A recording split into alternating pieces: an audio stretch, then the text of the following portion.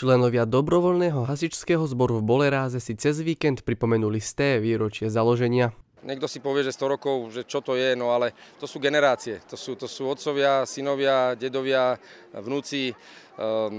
Ja si myslím, že je to naozaj kus histórie a to množstvo členov, ktorí už boli zúčastnení v organizácii ako členovia, hovoria si za všetko. Program sa začal svetou omšou, po ktorej nasledoval sprievod po dedine. Oslavy spojili s otvorením novopostavenej zbrojnice. A je to super, že sa takéto niečo postaví. Ja si myslím, že každá obec je rada, keď sa nejaká stavba, nejaké dielo, ktoré je verejno prospešné. A myslím si, že čo viac je verejno prospešné ako hasická zbrojnica, ktorá robí zázemie tým, ktorí chodia a makajú a pomáhajú, keď je treba. Zo zbrojnice sa oslavy presunuli do kultúrneho domu.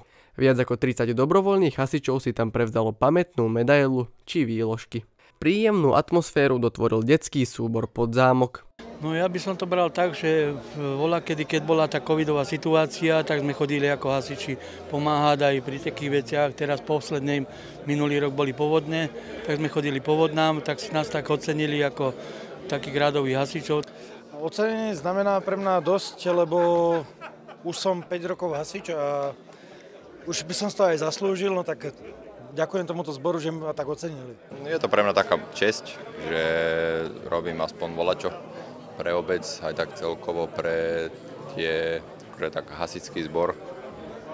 A niekedy si myslím, že aj to málo, čo spravíme, že to pomôže. Obec Boleráz má takéto zbory 2. Dobrovoľný hasičský zbor Boleráz 1 a dobrovoľný hasičský zbor Boleráz 2 Klčovany. Dobrovoľní hasiči sa podieľajú na ochrane osôb a majetku, sú pripravení na živelné pohromy, ale organizujú aj podujatia a venujú sa dobrovoľníckej činnosti. Dominik Palonder, Mestská televízia Trnava.